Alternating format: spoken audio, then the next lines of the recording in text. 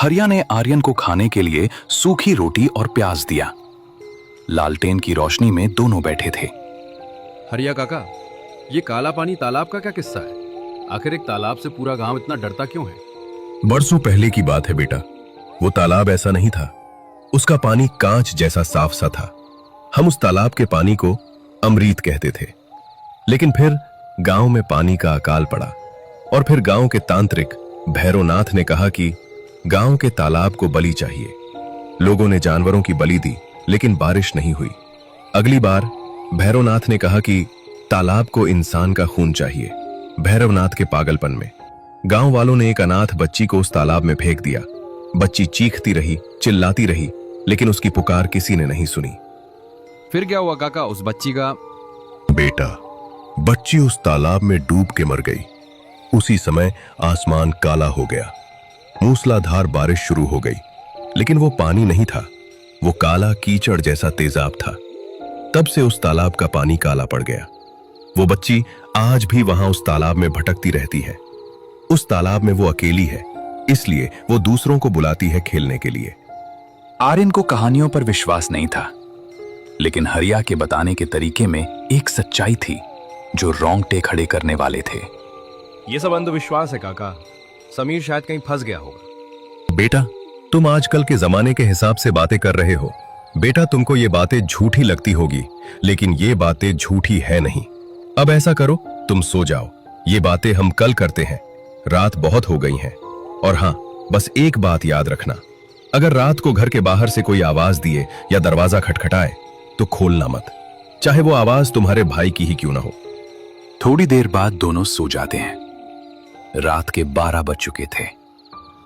आर्यन एक फटे हुए कंबल को ओढ़कर जमीन पर सो गया। थकान के कारण उसकी आंख लग गई।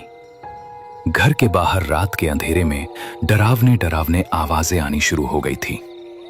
ऐसा लगता था कि आज की रात काली घाटी गांव में कुछ अनहोनी होने वाली हो। रात के ठीक 2 बज चुके थे। घर के अंदर आर्यन और बूढ़ा आदमी गहरी नींद में सो चुके थे।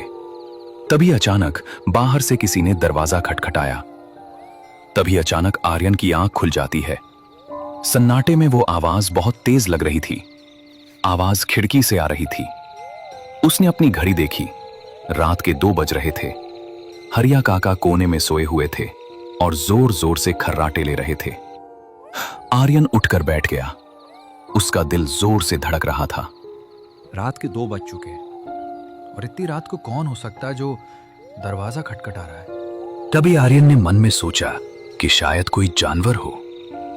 तभी बाहर से एक आवाज आई, एक बहुत ही जानी पहचानी लेकिन दबी हुई आवाज।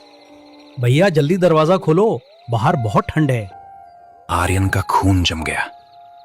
ये समीर की आवाज थी, बिल्कुल वैसी ही जैसे बचपन में जब वो बाहर खेल कर आता था और दरवाजा खटखटाता था।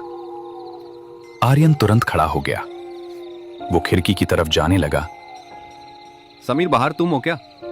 हाँ भैया, मुझे इस गांव से ले जाओ, वो आ रही हैं। जल्दी दरवाजा खोलो, मुझे बाहर बहुत ही डर लग रहा है। आर्यन का हाथ दरवाजे की कुंडी पर गया। वो दरवाजा खोलने ही वाला था कि तभी उसे हरिया की चेतावनी याद आई। बेटा, चाहे वो आवाज तुम्हारे भाई की ही क्यों ना हो, भूलकर भी दरवाजा खोलना मत। आर्यन को कुछ समझ नहीं आ रहा था। उधर उसका भाई बाहर ठंड में अकड़ रहा था। तभी आर्यन बाहर खड़े उसके भाई समीर को कहता है, समीर, तुम खिड़की के पास आओ, मुझे अपना चेहरा दिखाओ। आर्यन ने खिड़की के बाहर झांकने की कोशिश की। बाहर घोर अंधेरा था। उसने अपनी टॉर्च चलाई और खिड़की से बाहर रोशनी मारी। रोशनी पड़ते ही जो उसने देखा, उसके हलक से जान निकल गई, लेकिन आवाज मुंह में ही दब गई। बाहर उसका भाई समीर खड़ा था, या कम से कम समीर जैसा कुछ। उसके कपड़े वही थे जो उसने फोटो में पहने थे। उसका शरीर अजीब तरह से फूला हुआ था, लेकिन सबसे भयानक उसका चेहरा था। उसकी आंखें नहीं थीं, उसके होंठ सिले हुए थे। तो फिर आवाज कौन निकाल रहा था? तभी आर्यन ने देखा कि समीर के पीछे अंधेरे में एक लंबी काली परछाई खड़ी थी और आवाज उस परछाई के पेट से आ रही थी, जो समीर जैसी आवाज निकाल रही थी। भैया, तुमने दरवाजा नहीं खोला, अब मैं अंदर आ रहा हूं। और तभी अचानक खिड़की से जोर जोर से आवाजें आने लगी। क्या हुआ बेटा? तुम इतने डरे हुए क्यों हो? तूने किसी को देखा क्या? काका, मेरा भाई समीर बाहर है, लेकिन वो समीर नहीं है काका, वो कुछ और है। तभी बूढ़े आदमी ने घर के अंदर से कुछ लाल मिर्च और एक नींबू लाकर उस खिड़की के पास लटका दिए। जैसे ही खिड़की पे नींबू और लाल मिर्च लटका दी, वैसे ही बाहर का शोर अचानक रुक गया। एकदम सन्नाटा। कुछ पलों बाद खिड़की के बाहर से एक गीली फिसलन भरी हंसी की आवाज आई। कल मिलेंगे आर्यन। मेरे तालाब का काला पानी प्यासा है, मैं जल्दी लौट आऊंगी। उसके बाद कदमों की आवाज दूर जंगल की तरफ जाती हुई सुनाई दी। आर्यन पसीने से तरबतर हो गया था। उसे अब समझ आ गया कि वो किसी साधारण गुमशुदगी के मामले को सुलझाने नहीं आया है। ओह, तो इस काली घाटी गांव में अपनी मौत लेकर आया है। काका, वो क्या था? बेटा, वो उसी तालाब में डूबी हुई लड़की की परछाई थी। वो तुझे आजमाने आई थी। अब वो जानती है कि तू यहां है और तू तेरे छोटे भाई समीर को लेने आया है।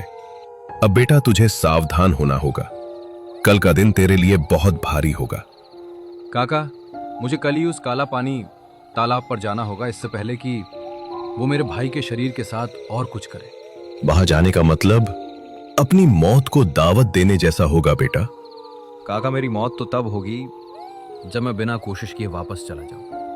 काका, सुबह होते ही हम काला पानी तालाब के पास जाएंगे। ठीक है बेटा, तुम इतना कह रहे हो तो हम कल काला पानी तालाब के पास जाएंगे। अब रात बहुत हो गई है, थोड़ी ही देर में सुबह हो जाएगी। जैसे ही सुबह होती है हम निकल जाएंगे। अगले दिन दोनों उस काला पानी तालाब के रास्ते से निकल पड़ते हैं। थोड़ी ही दूर जाने के बाद भयानक जंगल का रास्ता शुरू हो जाता है। लेकिन जैसे ही दोनों जंगल के अंदर गए, वैसे ही उस जंगल में अंधेरा होने लगता है, जैसे रात हो गई हो। यह सब देख के आर्यन डर जाता है। अचानक दोनों रुक जाते हैं। तभी आर्यन बूढ़े आदमी से कहता है, काका, ये कौन सा माया जाल है? जंगल के बाहर तो दिन का उजाला है, और जैसे ही हम जंगल के अंदर आ गए, वैसे ही यह रात का सन्नाटा शुरू हो गया। बेटा, ये उस काला पानी तालाब का रास्ता है। इस रास्ते से दिन में भी रात होती है। अब बेटा, रुको मत, आगे बढ़ते रहो। ये इस जंगल का माया जाल है, इस पे ध्यान मत दो और आगे बढ़ो। दोनों आगे निकल गए। चलते चलते जंगल से भयानक डरावनी डरावनी आवाजें आनी शुरू हो गईं। थोड़ी ही आगे जाते ही उनको ओ काला पानी तालाब दिखाई देने लगता है। वहां जाते ही आर्यन जोर से चिल्लाकर उसके भाई समीर को आवाज देता है। समीर, तुम कहा हो, मैं तुम्हें लेने आया हूं। चलो मेरे भाई, घर चलो। तभी अचानक उस तालाब से आर्यन के छोटे भाई समीर की आत्मा निकलने लगती है। भैया, मैं घर नहीं आ सकता क्योंकि मैं अब इस दुनिया में नहीं रहा। तुम वापस लौट जाओ भैया। ये तालाब बहुत ही खराब है। कुछ दिन पहले मैं इस तालाब के फोटो लेने आया था, लेकिन इस तालाब ने मेरे को अपने अंदर खींच लिया। भैया, तुम एक पल भी यहां मत रुको, जल्दी यहां से वापस चले जाओ, नहीं तो ओ आ जाएगी। लेकिन समीर, मैं तुमको वापस ले जाने आया हूं, तुम मेरे साथ घर चलो। भैया, मेरे पास ज्यादा समय नहीं है। मैं जल्दी ही इस काला पानी तालाब के अंदर चला जाऊंगा। ओ आए, उससे पहले तुम यहां से वापस लौट जाओ। इतना बोल के आर्यन के छोटे भाई की आत्मा उस काला पानी तालाब के अंदर चली जाती है। अपने भाई को दूर जाते हुए देखकर समीर रोने लगता है, लेकिन आर्यन के पास कोई उपाय नहीं था। बेटा, जो होना था सो हो चुका।